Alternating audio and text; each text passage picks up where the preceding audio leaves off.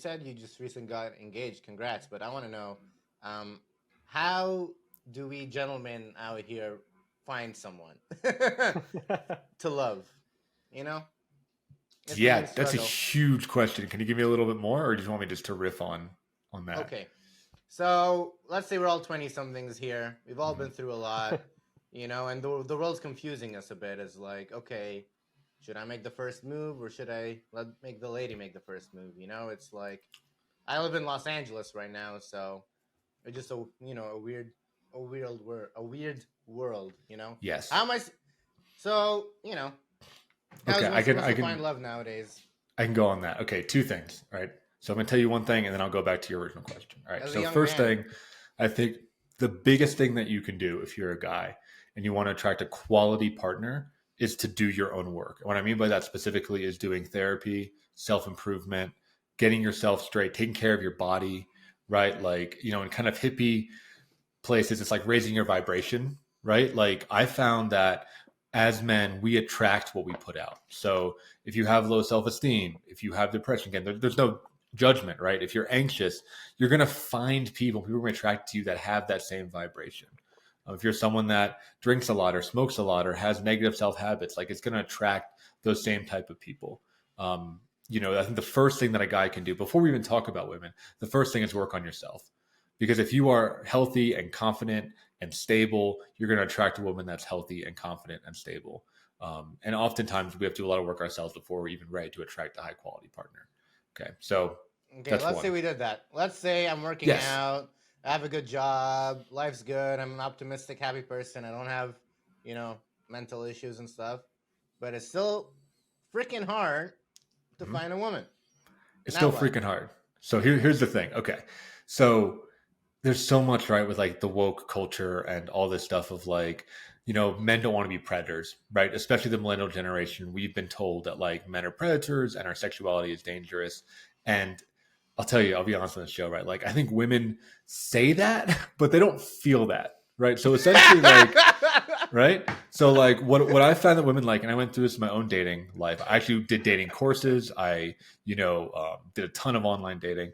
That women want to feel a masculine presence, and what that means, they want to feel like a solid core, right? You can think of it like a rock hard dick, quite honestly, right? Like something that is like unshakable, unmovable, and very consistent, right? A lot of guys, nice guys like myself are like, why do women only date assholes, right? It's not because they like assholes, it's because the asshole is that unshakable fucking core, right?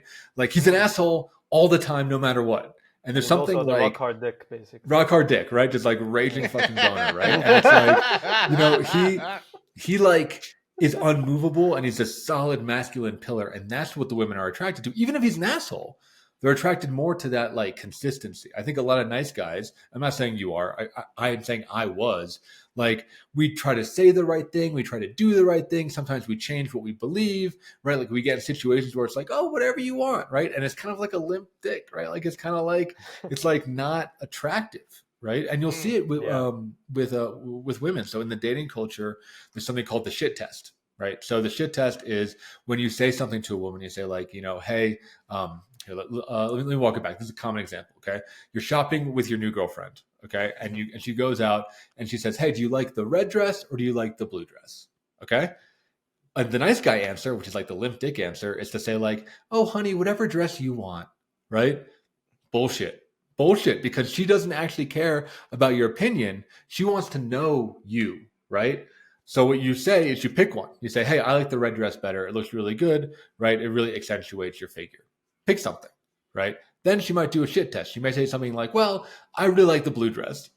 Okay, that's a test. You don't want to say, the wrong answer is say, you know what, you're right. Blue dress is the best, right? Again, you're waffling.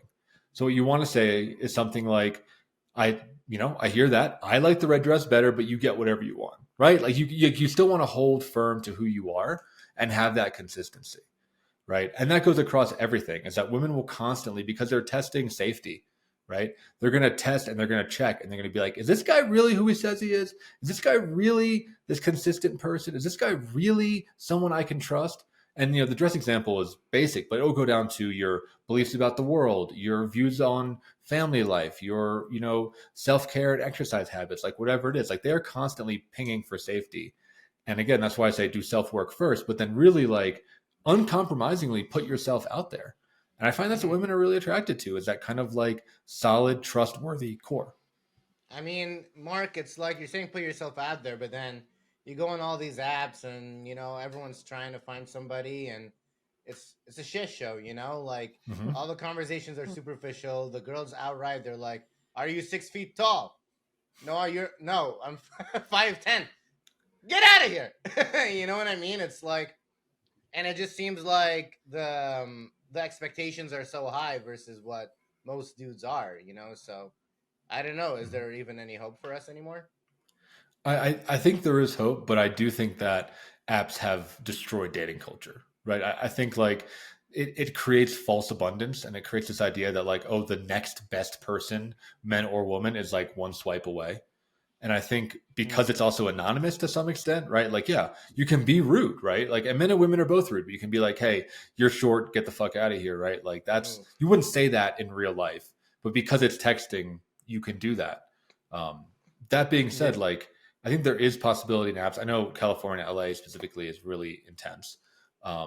But I think in-person dating, even though it's scary, can be a way. And again, it's like doing your hobbies, getting out, going to groups that are interested in stuff that you're interested in, and just talking to women there, like that isn't dead. It doesn't all have to be apps. But I think the main thing is like putting your personality front and foremost, knowing that women are going to evaluate it, and rising to that challenge instead of feeling intimidated by it. Damn, this is actually something that I'm trying to work on right now. So it's cool that you're mentioning it, because now I can process it in my head and seems like, oh, okay, like I'm not in this alone. It's like it's nice to share this with another group of people as well. Mark, you were saying that like, oh, you should go to your activities, your hobbies. I like to, let's say I like music and I like to go to shows and such.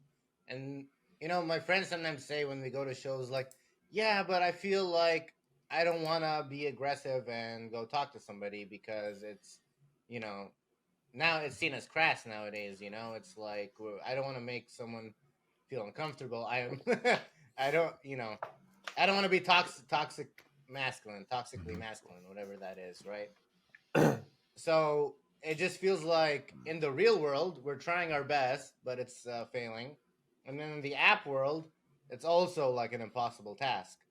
So I don't know. It just leaves us with tons of guys that I feel like are just depressed, anxious, lonely, and just need a hug. I feel like all these dudes that are so messed up sometimes, they just need some kind of love, and that'll help regulate them a bit. Yeah, I think what you're saying is completely true, right? I think there's a lot of guys that are super lonely, and a lot of guys that feel rejected all the time, and a lot of guys that feel like they don't belong. And I think therapy is a great place to start to work on that, and finding communities of men are a great place to work on that. I think as far as approaching, and this is a skill that men can learn, there's a great book by John Gottman and his wife. They're two like couples counselors, called The Men's Guide to Women. Okay. And what they talk about in that book is attunement, right? So just again, to talk about approaching somebody in real life, whether it be at a club, whether it be on a date, right? Whether it be at a party, doesn't matter, right? I think it's all about attunement. So I agree with you that, yeah, coming up and being misattuned and being like chauvinistic and like being gropey and like, coming at fucking like level 10 when the woman's at level 4, like, yeah, that's predatory and that's creepy and that's not going to work. But I think what men can learn is the art of attunement, which is like, okay, if she's a level 4, you come in at level 4, right? Maybe level 5 at the most. But it's about like reading the room. It's stuff that women, one, I think are better naturally, and two, get a lot of conditioning on how to judge vibes, basically. And I think as men, it's a skill that we can learn, is being like, okay, what energy is this woman at? How can I approach her in a way that feels safe, respectful, but still sexy, right? Because I do think, and maybe I'm in the minority here, or at least in current discourse, but I do think it is still man's place to initiate, right? Like whether we want it or not, and whether the current thing is like we're the approachers. Oftentimes we initiate sex. Oftentimes we take the first step, right? It's not leader versus follower, right? Because I think women are very receptive, right? They're receptive by nature, and that's beautiful in its own way. And men are initiatory by nature. So I think like there's a very masculine, feminine, sexy dynamic, right? that comes from approaching a woman. I think when you ask women to do the work of approaching, they often don't, right? Because I think it's really contrary to their nature. I think they like being flattered. So it's about that attunement of like, can you like nuzzle up with somebody and talk with them in a way that isn't creepy and isn't, objectifying, but that's, attuned to where they're at. Like read the room, right? Basically, right? Like learn to read the room. Right. Doesn't it also work like differently with, let's say, the personalities that are involved? Because like everyone has a certain compatibility rate with the individuals they're interacting with. So maybe even if you push out your personality to like in public, there are going to be people that are going to reject it, and then people just have to accept that they're going to face rejection until they find the right candidate or the right partner for their, Yeah. I mean, that's the thing, right? It's like, again, as a recovering nice guy, and it sounds like we're dancing around that topic, right? Like people pleasing. This is me, right? Like I am this. I'm not better than this. I'm not judging it, right? Like I wanted to please everybody, and I didn't really want to please everyone. I think I was just what you said, man. I was like afraid of rejection, and I was afraid of offending people or whatever, right? And something that my therapist helped me when I talked about it, he looked me in the dead in the eye, and I was saying something along the lines of like, well, I just want everyone to like me. And he was like, well, then you're going to be a slave, right? Like if you want everyone to like you, you're going to be a slave to everybody. And being able to take in rejection, just like you said, is huge, right? Like, again, don't be polarizing, don't be like fucking Donald Trump, right? But like, know that if you put yourself out there, people are going to have opinions about you. But as many people reject you, that many people are going to love you even more, right? So like it just kind of like widens the spectrum instead of trying to play it as safe and as close as possible. Because if you just try to, right, when I tried to just like go down the midline, I was kind of like forgettable, right? I was just like a nice guy, right? I didn't have like a character. I didn't have a personality. I didn't stand out. I was forgettable, and women weren't attracted to that, quite frankly, right? I was just a face in a crowd.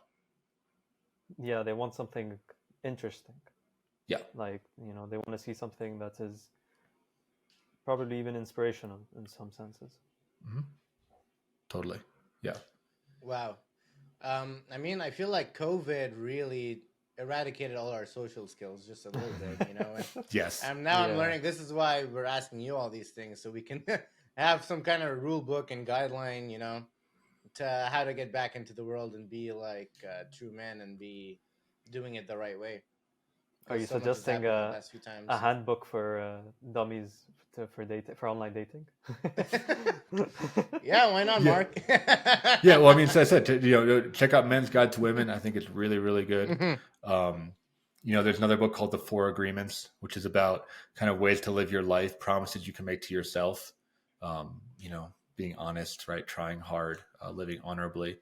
And yeah, I mean, a lot of the work I do with men, I'm a psychotherapist, is helping them come up with their own code, right? Their own internal code, which is different for every guy. And again, like, I don't care what your code is, but I want you to have one, right? I want you to like have an ethical code that you live your life by. And that's what is attractive to women. And I think that's what makes a man feel like a man, is when they have that unshakable foundation that even though it gets challenged, they can go back on. Right? They commit themselves to honesty. They commit themselves to justice, to honor, to courage. Again, whatever it is, like the specifics don't matter. What matters is that we have that faith for some people. So yeah, and yes, I agree. I think COVID fucked up a lot of that because it made us really isolated and really alone. And everything's through text. We don't get a lot of in person, right? We don't get a lot of social practice. Yeah, this is something I really dislike. And that's why I dislike the texting, and I prefer to just like try to see the person in face to face, because it's a really different type of interaction than just like doing a phone call. Even you really need to interact and socialize with people so that it can just so you can be more content in life, just so you can enjoy and have that rush of endorphins even to a better level. Because like I realized, bro, after COVID just really shattered me. Like that was not nice. That was not cool. Not a good vibe. That was not a good cool. Vibe. Yeah. Man, like I was doing my masters and I couldn't interact with anyone. Made zero friends. Now after that, because like everything's opened up, I'm becoming myself again. You know, because I'm able to talk to people and interact with people. I'm like also working in sales, so I'm just constantly talking and chatting. Mhm. So people really need to understand like the importance of actually socializing and interacting, as you said, in groups, and just like finding their own selves and their interests and their hobbies. Absolutely. Yeah. And there's that felt sense that you're talking about, right? Of like feeling the vibes with somebody, like humor, right? Like humor you got to do in person, right? Like having fun is in person, you know? And if we're still on this dating thread, right? Like I think, you know, the first thing I ask people is like, yeah, during that first date, yeah, make sure you have similar values and, you know, throw some of those big questions out there. You know, do you want kids? Do you want to get married? Like, you know, do you do drugs, whatever, right? Like figure that shit out. But really it's like, can you laugh? Right? Like, can you have fun? Can you play? Like, do you actually enjoy this person? Right? Yeah. Because I think, you know, again, back to COVID and digital life, like so much of, and dating apps, so much of it can just be like their resume, right? It's like, okay, you know, here's what she looks like. Here's her values. Here's what she likes. Like, check the box. And you might not even vibe. Right? I've been on tons of dates like that where I'm like, I should like you. Like, I like your profile. I like what you look like. I like what you're writing. But like, I don't think you're that funny. I don't think we enjoy each other. Like, I don't think this is fun. And yeah, you can only really get that in person, right? Wow. Syed, do you feel like you have a bit more tools now in your arsenal? Yeah. For the dating scene. Now I just need Mark to tell me one thing. What is your approach to women on a first time interaction? How do you first time interaction? Yeah. So what do you do? What style? What is your style, man? So the style that I do, that I learned from kind of coaching is self-amusement, right? So again, women are receptive, right? Again, unpopular or not popular, just more traditional opinion, right? So I'm not saying this is true, but from what I've seen, women are in that receptive role and they like being that receptive role. So it's really common in the beginning for a woman not to really say much or not to put themselves out there. And a lot of guys see that as rejection, or they see that as like not getting that feedback that they want. But really what the woman is doing is she's studying you and she's judging for safety and status are the two main things, right? So like she's going to sit back, she's going to ask questions, she's just going to watch, like literally watch you, right? To be like, is this a safe man that I can connect with? So in the beginning, you need some kind of self-amusement. So like I got some stories that like, you know, I think are funny. Hopefully she does, but at least I think are funny, right? Like I'm trying to put out vibe, trying to put out fun. I'm trying to like laugh, right? I try to get her involved, right? Ask her some questions, get her like jumping in, right? But like the idea is like play forward, right? Because like if we can't play together, the whole relationship isn't going to work. Right. Again, we look really good on paper, but we need to have that playfulness, that banter, that back and forth, right? That kind of like good feeling. And then the depth can come after that. I'm a therapist, but like, I don't go deep right away. I think that's can like really freak people out. If you're like, hey, here's my life story. Here's my trauma. Do you know I was abused as a child? Guess what? I did heroin for 3 years, right? Like nobody wants to fucking hear that, right? Like they want to laugh and they want to joke and they want to like have a good feeling, create that safety. And then you're able to go a little bit deeper and ask some of those deeper questions. So did that answer your question? To give you a sense? Yeah, I told you, Syed, the whole time, dude. You just have to be playful and more like childlike. I know you're like older and you're trying to be more serious and be taken seriously by girls, but I think it's the opposite approach. I think you need to be a bit more like a child. Like a child, you know, in a way. Yeah. Or just having fun, you know, without worries. You know what I mean? That's what I mean. I feel like everyone gets too serious nowadays, and you just gotta, you know, Ali, pull it back a bit. It's like that famous song, Hakuna Matata. Exactly. It means no worries for the rest of your days. Well, and something to give you something really concrete, right? I'm giving one thing because it sounds like this is something you're like actively going through. Okay, so if you're serious, right, and there's like values that you want to put out, right? Say you want to be like, okay, I want women to know that I'm an honest man, right? I want women to know that I'm a protector. I want women to know that I, you know, care about the environment, like whatever, right? Like whatever your things are that you want to put out there.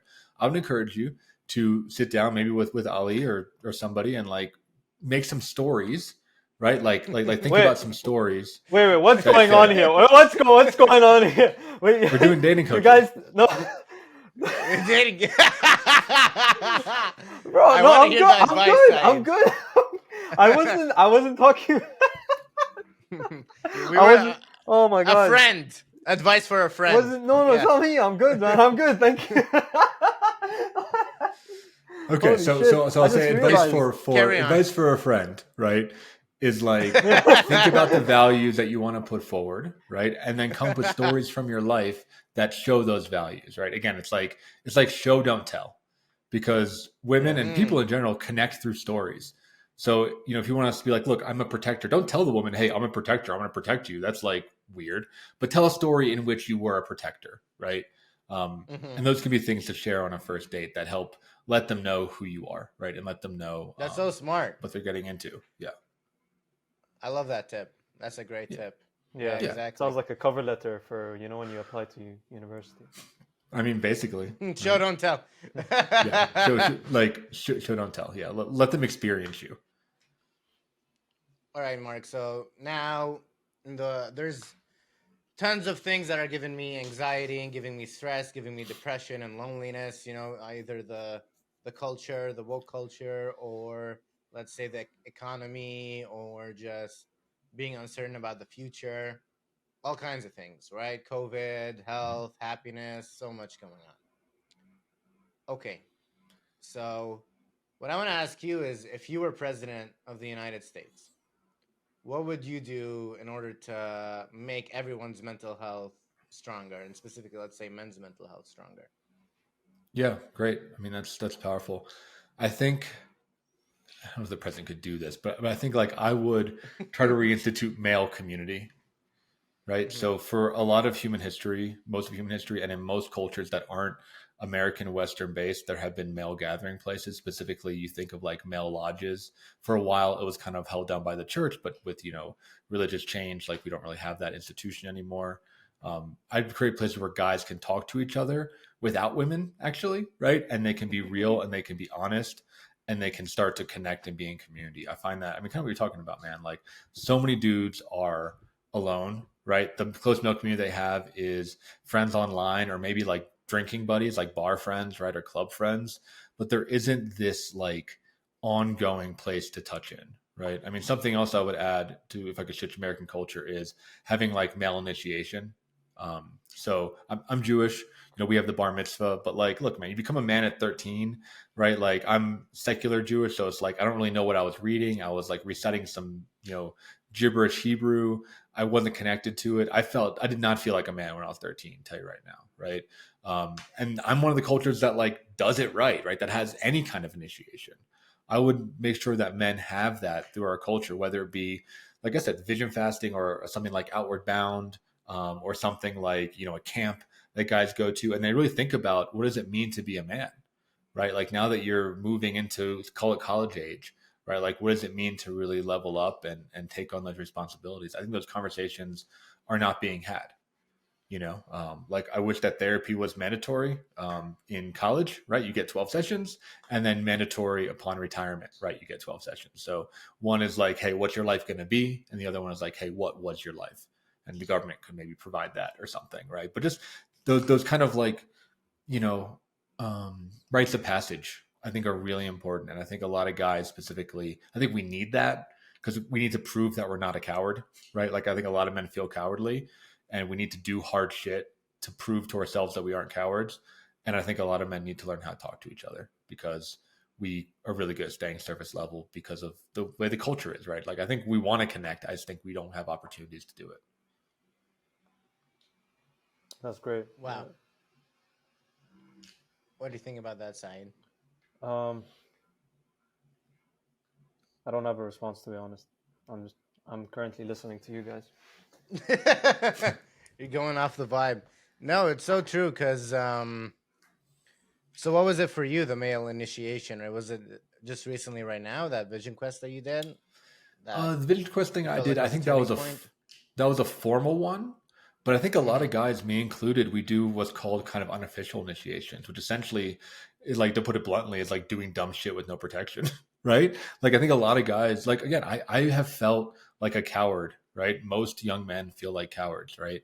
So I've done dangerous wilderness stuff, right? I've done backpacking trips in places that were really tough. I went to Iceland, I went to Hawaii, I went to Laos, Cambodia, right? Like, a lot of guys, me included, right? I'm recovering drug addict. I've been sober for 10 years. Do it through drugs, right? We like do hardcore drug use. We push ourselves. We do it through partying. We just we try to we do it through sports, right? We do it through crazy relationships, whatever it is. There's this male need to prove yourself, that when it's not held, right, in ceremony or in community or whatever, can come out all kinds of crazy ass ways. So just because you don't, I think a lot of guys seek initiation. They seek an initiation, again, means proving to yourself that you're a man. That's what I mean when I say an initiation, right? For some guys, it's fatherhood, right? For some guys, it's the big job, right? But I think getting that acknowledgement and being welcomed and being you made it, you're a man, you did it. You weren't always a man. That's okay, right? You were a boy and you had to grow and now you're a man. A lot of guys, they need to hear that. I think we really need to hear that. And we really need to feel that of you belong, welcome to the community. Because I think we're always trying to prove ourselves, So Mark, based on the topic of initiation, why do men nowadays also look for women to initiate? Why has the roles been switched in in certain situations? Yeah, that's a great question. I agree with what you're saying. I think a lot of men do look to women to initiate them, and I think that is entirely inappropriate. Right? I think women have to go through their own initiation. In some ways, they have it more naturally, right? Through menstruation, through motherhood. They have some really major physiological changes that tell them that they're a woman. I think women do community a lot better than men, quite frankly. They talk a lot, they connect a lot, they show up for each other way more. Again, some of that's biological. I think a lot of that's conditioning. I think men could do it. We're just, trained not to. But yeah, I think what's lacking, right? And there's a whole discourse on this. There's a book called Iron John by Robert Bly that talks about this quite a bit. Another book, A Boys of Men, that talk about this quite a bit. This idea of, with the industrialization of jobs, the apprenticeship model that existed for boys and men is gone in developed nations. Right. So if you think about, again, and this happens all over the world in less developed nations, right? If you want to learn a craft, say you want to be, I don't know, a blacksmith or someone who worked with horses or a craftsman, you would find an older male, oftentimes your father, sometimes just another person in the community, and you would really learn from them, right? You would be in their shop, you would learn a trade, you would have that mentorship, you would really have this whole arc of going from look, I don't fucking know shit about selling fruit, and now I'm a fruit monger or whatever, right? You would have this really close connection. But I think in modern culture, first with the factory and now with the office jobs, a lot of boys don't see what men do, right? Their dads are either at the office or they're just typing on a computer or they're on the phone. There's nothing visceral, right? It's not you're working the fucking forge, right? Or you're going off to war, or you're, I don't know, trading in a market. There isn't that realness. And I think a lot of boys get lost, right? We don't have that apprenticeship thing. I think a lot of men, that's what initiation was again, going to an older man, going to a mentor, going to a role model, working your way up.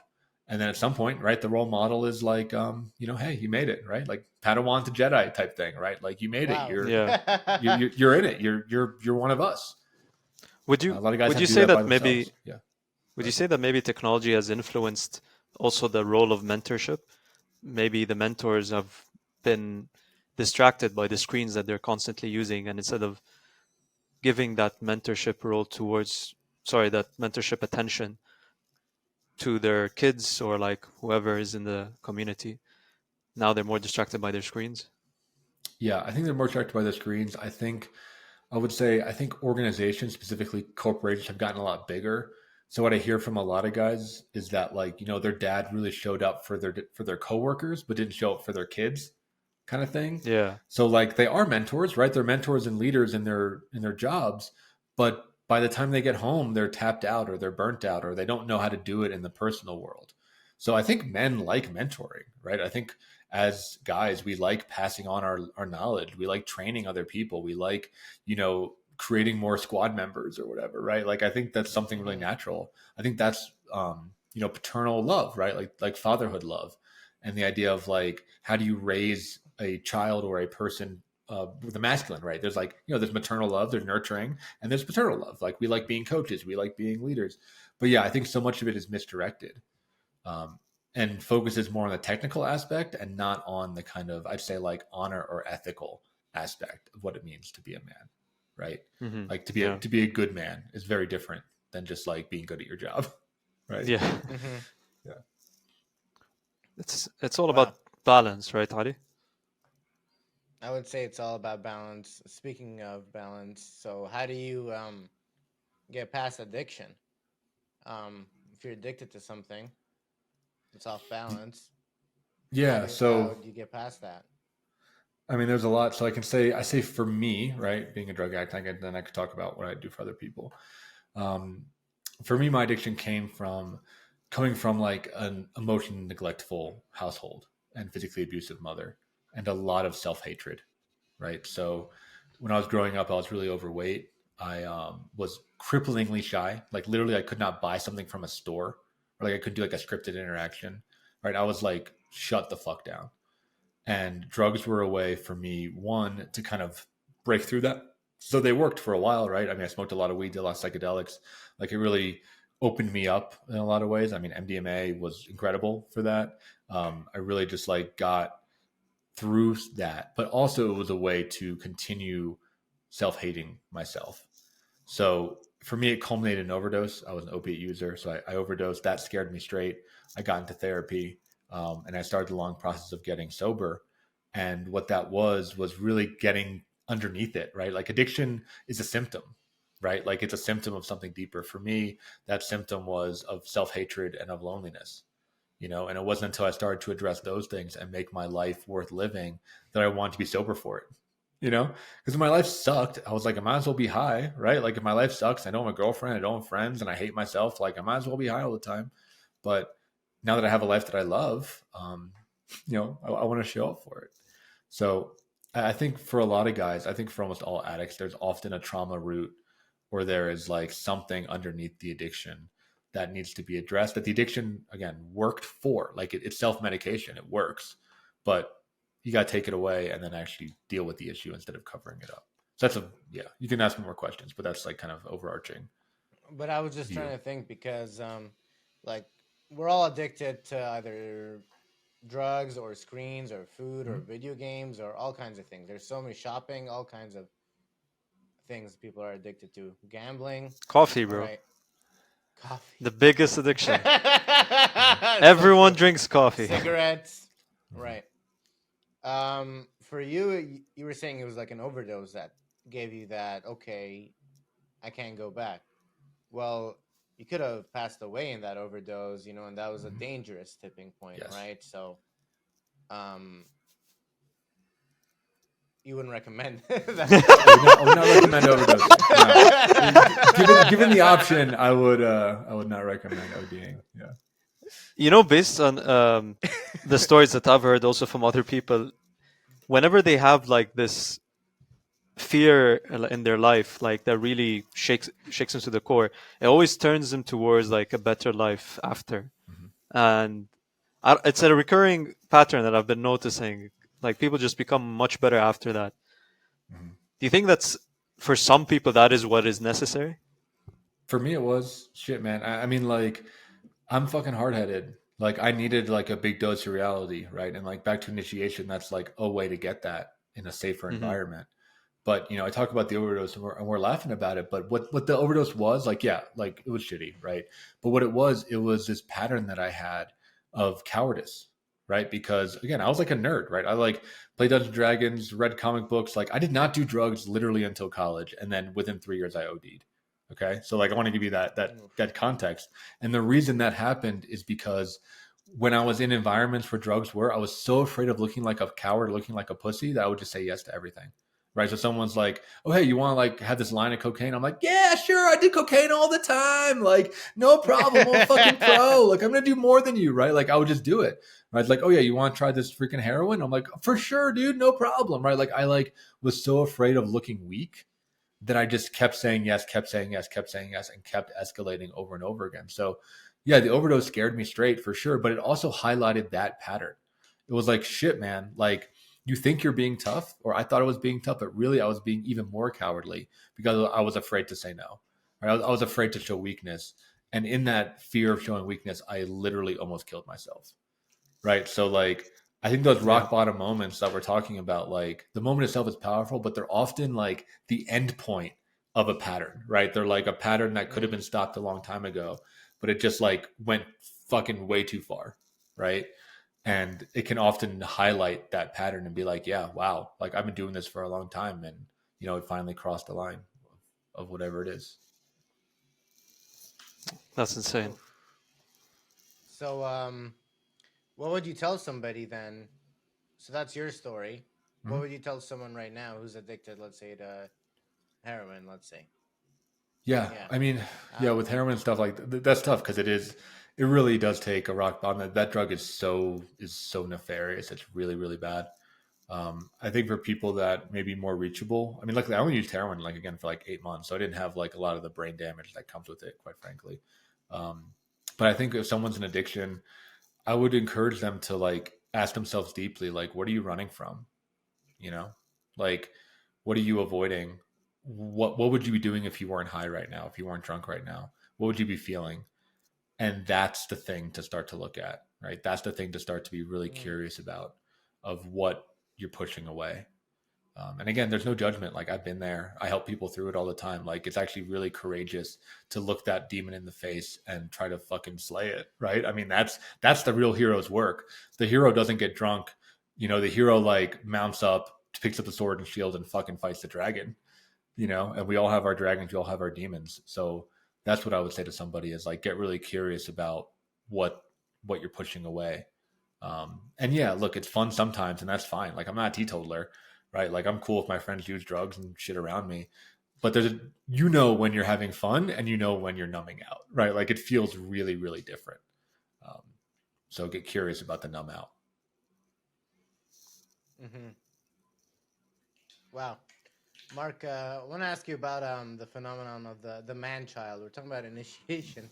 Some people are in their 40s and 30s and they're still like kids, you know, they're still not initiated as men and whatever, let's say, not without judgment, but let's say, you know, people still living with their family and they don't need a job because they have all the food they need. They have World of Warcraft. They're wearing diapers. They can just, you know, ride it forever. They can raid all day. I played WoW for like freaking too long. That was like one of the first addictions. So I get it. So I guess what I want to say about that, I think something that is really toxic in this culture, and it's for men and women, but I'll stay focused on men just for brevity, is hedonism, right? I think our culture is built on hedonism. And what I mean by hedonism is just like pleasure seeking, right? Eating candy, feeling good, partying all the time, you know, getting the dopamine rush from like leveling up your paladin, right? Like whatever it is, like that, that is, and our culture feeds on it, right? I mean, fucking capitalism feeds on hedonism. Like it's not your fault or someone's fault that they fall into these traps. These traps are like very well laid. But I think there is this huge gap and there's not enough people out there talking about breaking down hedonism, right? Like creating a life with responsibility, right? A life that has meaning, a life that has impact. You know, I mean, you get a little bit from like hustle culture, but even that, it's like hustle, hustle, hustle, and then you can get a Tesla and fucking like fuck bitches in Maui or whatever, right? Like it ends in hedonism.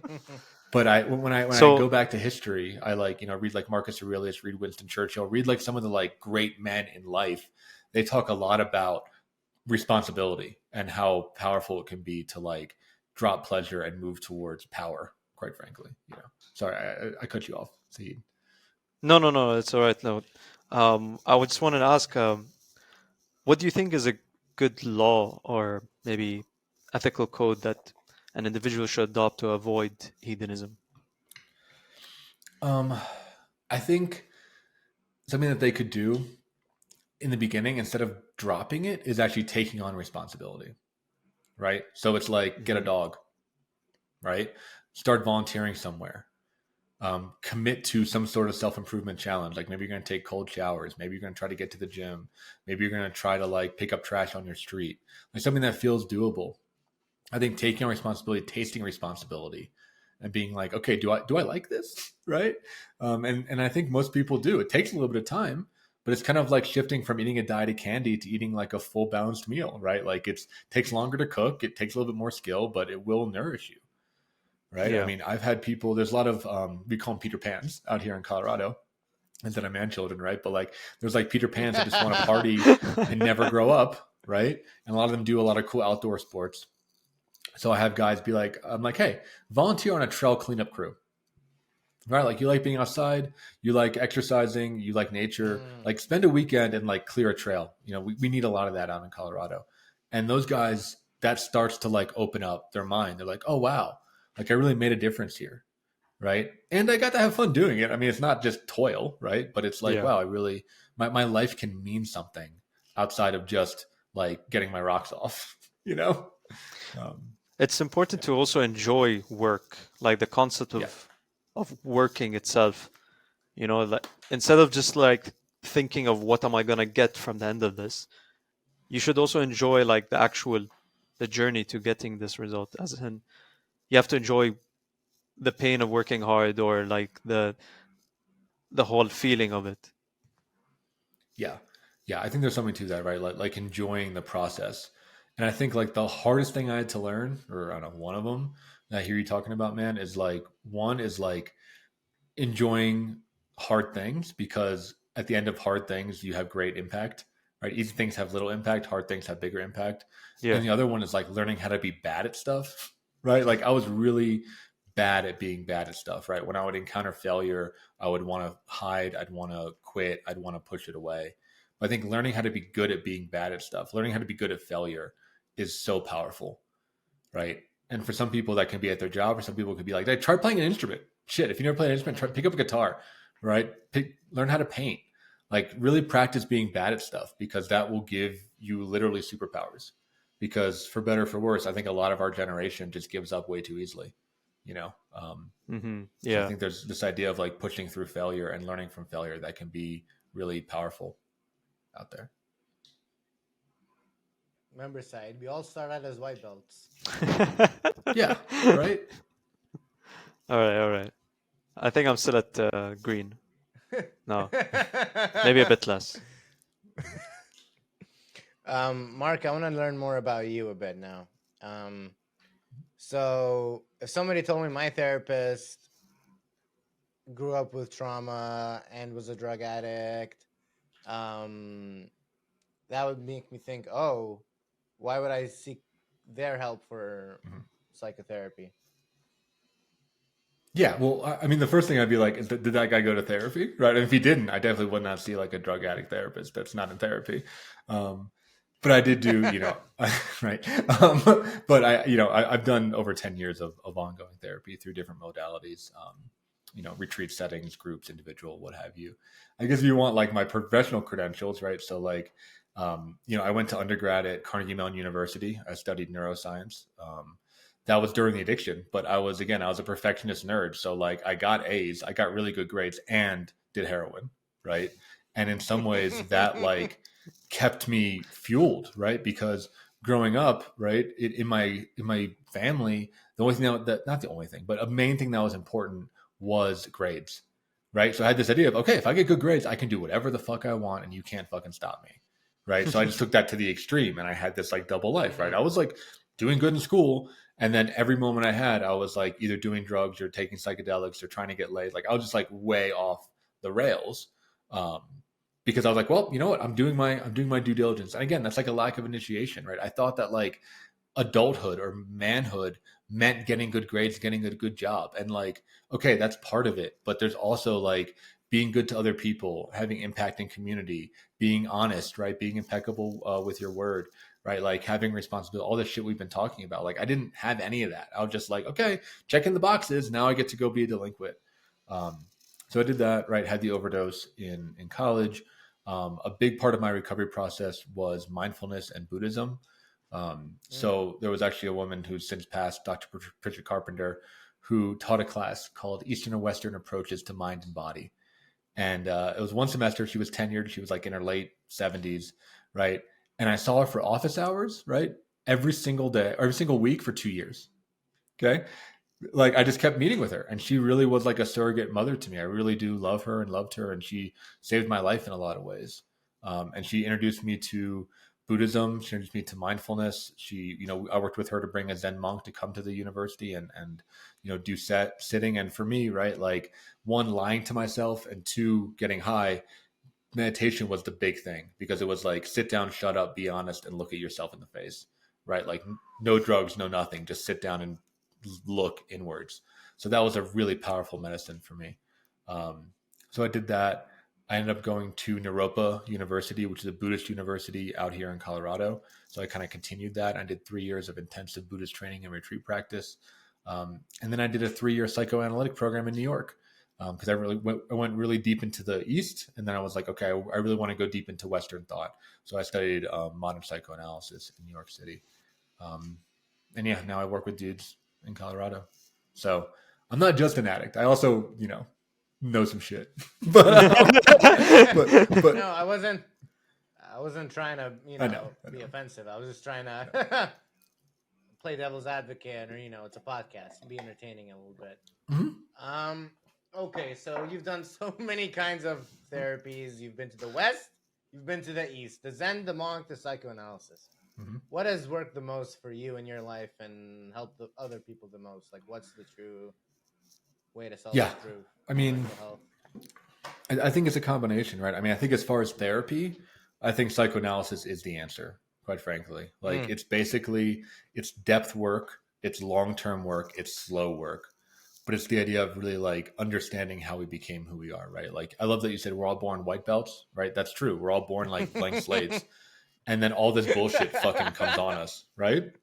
Like family trauma, conditioning, gender roles, capitalism, whatever, right? Like it all just gets piled up. And psychoanalysis is like the best tool that I've found to sift through that shit and try to get down and down and down and be like, how'd you learn that?